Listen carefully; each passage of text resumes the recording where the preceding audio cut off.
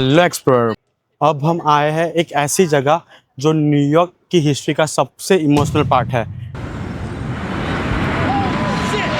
9/11 memorial. आज का vlog सिर्फ ट्रैवल नहीं, हिस्ट्री और इमोशन दोनों फील होंगे। ये जगह देखकर समझ आता है लाइफ कितनी प्रीशियस है।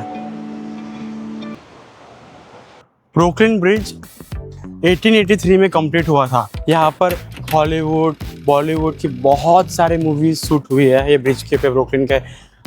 और शाहरुख खान का आइकॉनिक सॉन्ग भी है, यहाँ पे शूट हुआ था। और बहुत आपने ब्रिज कहीं ना कहीं पे तो देखा ही होगा, हर कोई एक जन है। ये फेरी में आने से पहले का जो रास्ता है, इतने सारे स्कैमर उधर खड़े रहते हैं। ये स्टैच्यू फ्रांस ने अमेरिका को गिफ्ट किया था 1886 में। एक और इंटरेस्टिंग स्टोरी, 1892 से 1954 के बीच में मिलियंस ऑफ इमिग्रेंट्स अमेरिका आए थे, और जब उनकी शिप न्यूयॉर्क पहुंचती थी तो सबसे पहले उन्हें स्टैच्यू ऑफ लिबर्टी दिखती थी। हेलो एक्सप्लोरर, मैं हूं फरदीन। चलो शुरू करते एक और एडवेंचर। Good morning guys. आज का दिन न्यूयॉर्क का एक और आइकॉनिक साइड एक्सप्लोर करने जा रहे हैं, ब्रुकलिन साइड। न्यूयॉर्क सिर्फ मैनहट्टन नहीं है, ब्रुकलिन का अपना वाइब है, थोड़ा एस्थेटिक, थोड़ा पीसफुल। मैनहट्टन बिजी है, ब्रुकलिन पूरा क्रिएटिव है। गाइस, ये है डम्बो। इसका फुल फॉर्म है down under the Manhattan bridge overpass. ये स्पॉट इंस्टाग्राम और यूट्यूब क्रिएटर्स के लिए ड्रीम लोकेशन है। पहले ये एरिया इंडस्ट्रियल वेयरहाउस से भरा हुआ था, लेकिन अब इसे आर्टिस्टिक और क्रिएटर्स के लिए बन गया है। आप देख सकते हो पूरी लाइन लगी है इधर, ये इधर पूरे पीछे तक ये पूरी क्यू है, सिर्फ इधर खड़े होके फ़ोटो क्लिक करने के लिए, क्योंकि ये आइकॉनिक स्पॉट है। मैंने भी आइकॉनिक पोज देके इधर फ़ोटो क्लिक कर दिया है। अगर आपको फ़ोटो देखना है तो you can see on my Instagram. Brooklyn की सबसे बेस्ट चीज़ ये है कि यहाँ हर गली में आपको अलग अलग मूड दिखेगा।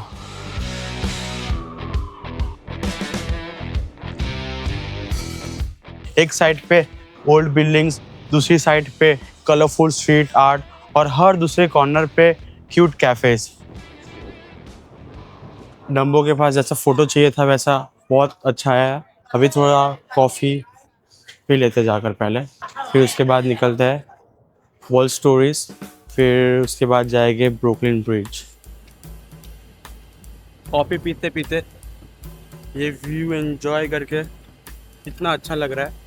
और सामने ब्रुकलिन ब्रिज, एक साइड मैनहट्टन ब्रिज, और हम अभी जा रहे हैं एम्पायर स्टोरीज।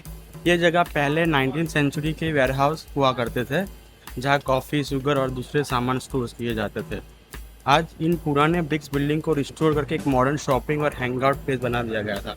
सबसे इंटरेस्टिंग बात यह है कि ओल्ड न्यूयॉर्क का लुक भी सेम रखा गया है, इसलिए यहाँ आके लगता है कि हिस्ट्री और मॉडर्न वाइब दोनों एक साथ मिल रहे हैं। ये जगह प्रूफ है कि न्यूयॉर्क अपनी हिस्ट्री को भी स्टाइलिश बना देता है। यह है ब्रुकलिन ब्रिज। पहले हम एम्पायर स्टोरीज पे जाते हैं, फिर एक और जगह पे जाना है। वो प्लेस थोड़ी इमोशनल है, तो उधर ख़त्म करके फिर अपने जाएंगे ब्रुकलिन ब्रिज पे। आप हर एक गली में जाओगे, आपको उधर से ब्रुकलिन ब्रिज का और मैनहट्टन ब्रिज का आपको व्यू मिलेगा। अभी एक हम जा रहे हैं एक पॉइंट पे जो फोटोजेनिक है, तो उससे फोटोज बहुत अच्छा आता है, और वो है ये टाइम आउट मार्केट के रूफटॉप पे। तो अभी जाते हैं उसके रूफटॉप पे, पूरे फोटोज क्लिक करते हैं।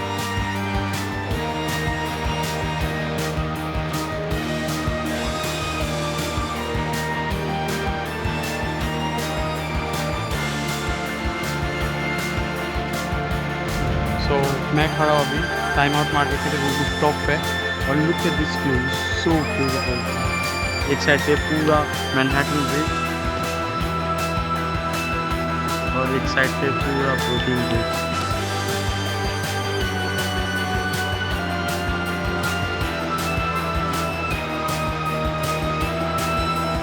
गाइस, अब हम वॉक करने वाले हैं ब्रुकलिन ब्रिज पे, दुनिया के सबसे फेमस ब्रिज में से एक।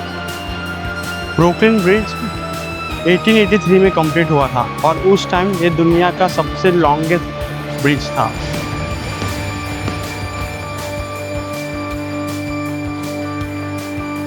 ये दुनिया का सबसे लॉन्गेस्ट सस्पेंशन ब्रिज था। इस ब्रिज के कंस्ट्रक्शन में 27 लोगों की जान चली गई थी और उसके बाद लोग इस ब्रिज पे चढ़ने से भी डरते थे। तब एक शोमैन ने 21 एलिफेंट को इस ब्रिज पे चलाया ताकि लोगों को ट्रस्ट वापस आ गया।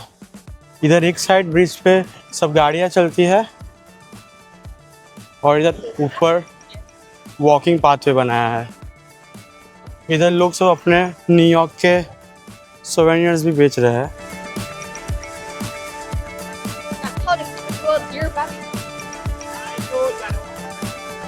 सोचो इस ब्रिज पे कभी एलिफेंट भी चले थे।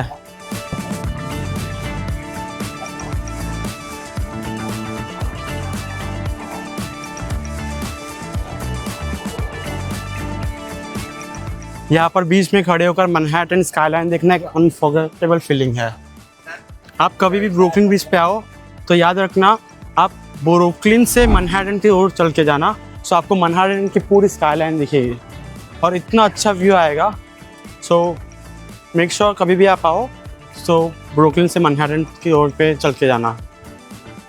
और ये बीच में से पूरा वाटर का व्यू, मैनहट्टन की स्काईलाइन सब दिखेगा। आप कभी भी ब्रुकलिन ब्रिज पे आओ तो हमेशा कंफर्टेबल शूज़ पहनना, क्योंकि आप जितना सोचोगे उससे ज़्यादा लंबा है और वो at least from Brooklyn to Manhattan अगर आप ब्रिज पे चलोगे तो वो 30-40 मिनट्स वॉक है। बट अगर आप मेरी तरह हो हर 2-2 मिनट में फ़ोटोज़ और कंटेंट बनाओगे तो वो 1 घंटे से भी ज़्यादा हो जाएगा। So make sure you come prepared. एक साइड ब्रुकलिन, एक साइड मैनहट्टन और बीच में है हम। ये पूरा मैनहट्टन साइड और ये पूरा ब्रुकलिन साइड।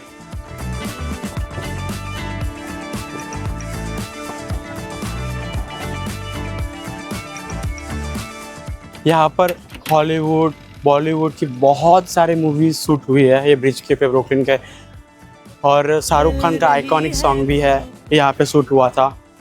और बहुत आपने ब्रिज कहीं ना कहीं पे तो देखा ही होगा, हर वो एक जन है। अब हम आए हैं एक ऐसी जगह जो न्यूयॉर्क की हिस्ट्री का सबसे इमोशनल पार्ट है।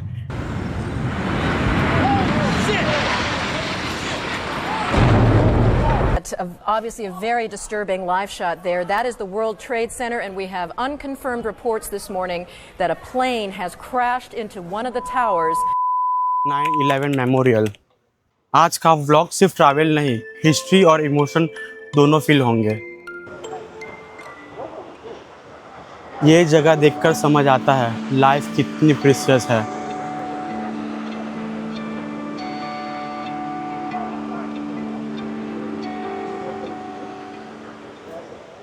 आज यहाँ एक पीसफुल मेमोरियल है, लेकिन 11 सितंबर 2001 को यहीं पर दुनिया की सबसे शॉकिंग ट्रेजेडीज़ में से एक हुई थी।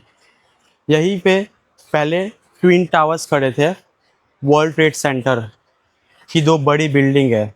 उस टाइम ये न्यूयॉर्क की पहचान हुआ करती थी। 11 सितंबर 2001 की सुबह 19 टेररिस्ट ने 4 प्लेन हाईजैक किए। उनमें से 2 प्लेन न्यूयॉर्क ट्विन्स टावर से टकरा गए। पहला प्लेन नॉर्थ टावर से सुबह 8:46 पर टकराया और सिर्फ 17 मिनट्स के बाद दूसरा प्लेन साउथ टावर से टकरा गया। शुरू में लोगों को लगा ये एक्सीडेंट है, लेकिन दूसरा प्लेन देखकर सबको समझ आ गया कि ये अटैक था।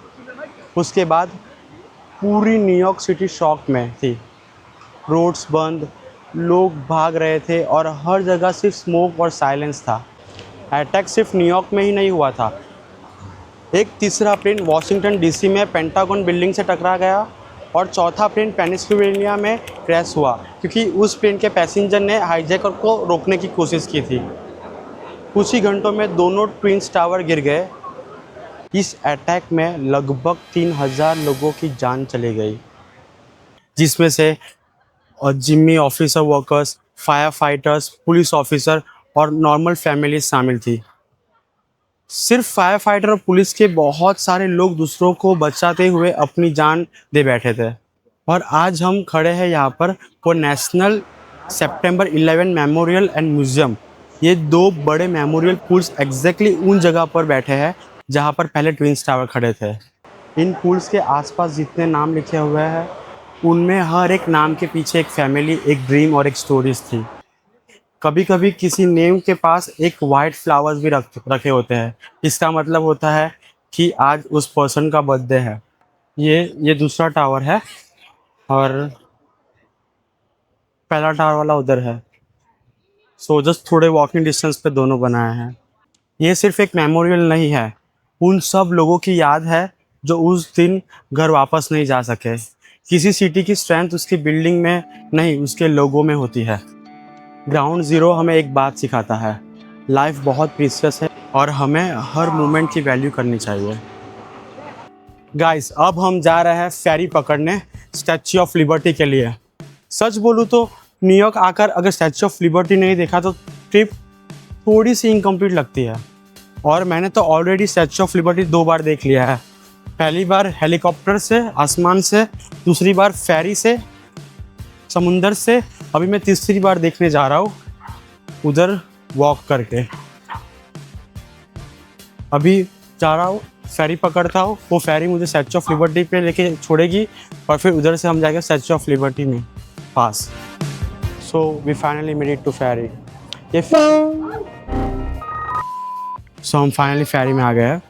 ये फेरी में आने से पहले जो रास्ता है, इतने सारे स्कैमर उधर खड़े रहते हैं कि अगर जो आपके साथ स्कैम हो गया तो आपको एटलीस्ट 2-3 घंटा उधर रुकना पड़ेगा। आप एक्स्ट्रा भी पे करेंगे और बहुत बड़ा स्कैम है उधर। मैं भी लिटरली स्कैम के अंदर आ ही गया था और मैं वो लाइन में खड़े हो गया था। तो उन लोग आपको बोलेंगे कि you have to stay here in this line, और उधर लाइन 3-4 घंटे की लाइन है, हम लोग तुम्हें डायरेक्ट 1 घंटे में पहुंचा देंगे फेरी में, और उधर आपको लाइन में खड़ा कर देते हैं उधर। और जैसे ही मैंने बोला कि नहीं मैं टिकट ऑनलाइन बाई कर दूंगा, क्योंकि मैंने ऑनलाइन ऑलरेडी में पढ़ा था कि उधर स्कैमर बहुत थे, तो जैसे करके आप ऑनलाइन टिकट बाई कर देना। तो मैंने ऑलरेडी ऑनलाइन टिकट बाई किया था, तो वो मेरे को टिकट अराउंड कुछ 26 पाउंड में इतना पड़ा था टिकट, और उधर वही टिकट उन लोग 50-60 पाउंड में बेच रहे थे, $50-60 में, बहुत ज़्यादा। और इतनी बड़ी लाइन है उधर, मतलब उन लोग का खुद का पर्सनल फेरीज है जिसमें आपको बैठा के लेके जाते हैं, और वो फेरी के लिए लंबी लाइन है। और इधर जो नॉर्मली जो मेन जो स्टैच्यू ऑफ लिबर्टी की जो फेरीज है उधर कोई लाइन ही नहीं है। तो अगर जो आप स्कैम में पड़ गए तो आप उधर ही खड़े रह जाओगे बाहर, और ज़्यादा पैसा पे कर दोगे। तो बेटर है कि आप डायरेक्ट ऑनलाइन टिकट बाई कर लो, और डायरेक्ट आप बाई करने के बाद डायरेक्ट आप फेरी में आ जाओ। फेरी में जाते वक्त मैनहट्टन की स्काईलाइन धीरे धीरे दूर होती है और सामने स्टैच्यू ऑफ लिबर्टी और बड़ी दिखने लगती है। लुक, ये पूरी मैनहट्टन की स्काईलाइन है और ये सामने स्टैच्यू ऑफ लिबर्टी है। स्टैच्यू ऑफ लिबर्टी छोटी दिख रही है अभी। अब तक इतनी गर्मी लग रही थी मुझे लगा कि मैंने गलती कर दी जैकेट पहन के, बट अभी इतना ठंडी हवा लग रही है जैसे ही फेरी चालू हुई, और अच्छा मेरा डिसीजन सही था जैकेट पहनने का।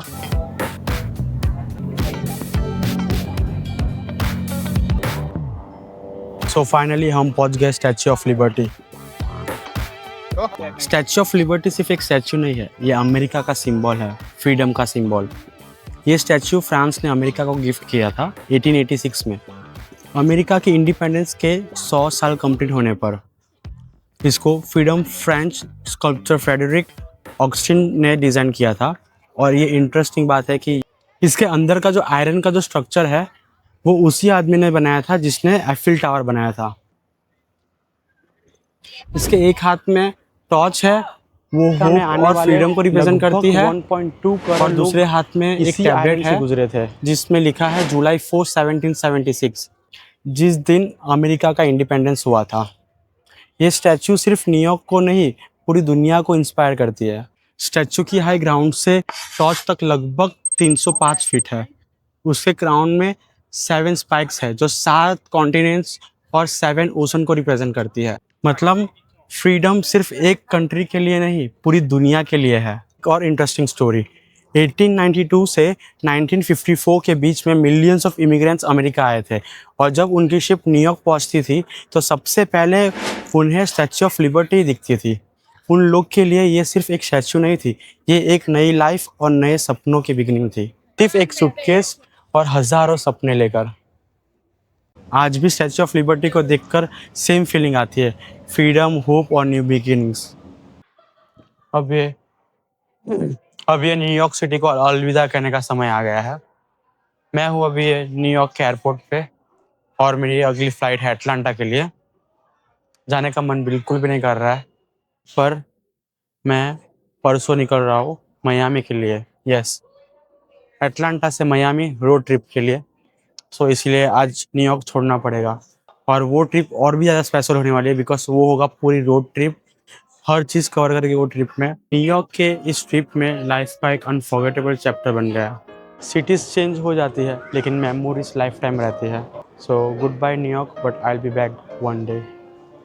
ट्रैवल का सबसे टफ मोमेंट गुड बाय बोलना ही होता है। अभी सवेरियन लेना बाकी है ताकि कभी भी आप घर पे हो और वो चीज़ को आप देखो तो आपका वो मेमोरीज़ ताज़ा हो जाती है कि हाँ, इस जगह पे मैं गया था और ये चीज़ें सब की थी मैंने, सब एक्सपीरियंस सब फ्रेश हो जाता है। सो कभी भी आप कंट्रीज में जाओ तो don't forget to buy souvenir from there. So हम भी जाते हैं, अभी सोवेनियर लेते हैं और फिर फ्लाइट की तरफ जाते हैं, गेट की तरफ। अब न्यूयॉर्क को गुड बाय कहने का समय आ गया है, लिटरली। मैंने एक हफ्ते पहले जब आने की ट्राई की थी न्यूयॉर्क और मैंने चेक किया था तो तीनों 3 दिन बारिश दिखा रहा था, बट जैसे ही मैं न्यूयॉर्क में आया देयर वाज नो रेन, एकदम धूप। और जैसे ही मैं फ्लाइट में बैठा और बाहर इतनी बारिश है, that's a luck, that's a good luck. कोई काम अच्छा हो रहा है, कोई बुरा आ रहा है, कोई एकदम ही बुरा हो जा रहा है। Yes, so I just landed in Atlanta. अभी जस्ट एटलांटा लैंड हुआ हूँ और जाते हैं घर पे, सोते हैं और फिर निकलते हैं परसों मियामी के लिए। So bye bye for now. ये व्लॉग को यही ख़त्म करते हैं और मिलते हैं नेक्स्ट व्लॉग में on road trip from Atlanta to Miami. तब तक के लिए bye bye, see you. Don't forget to subscribe my YouTube channel, press the bell icon and follow me on Instagram. Bye bye.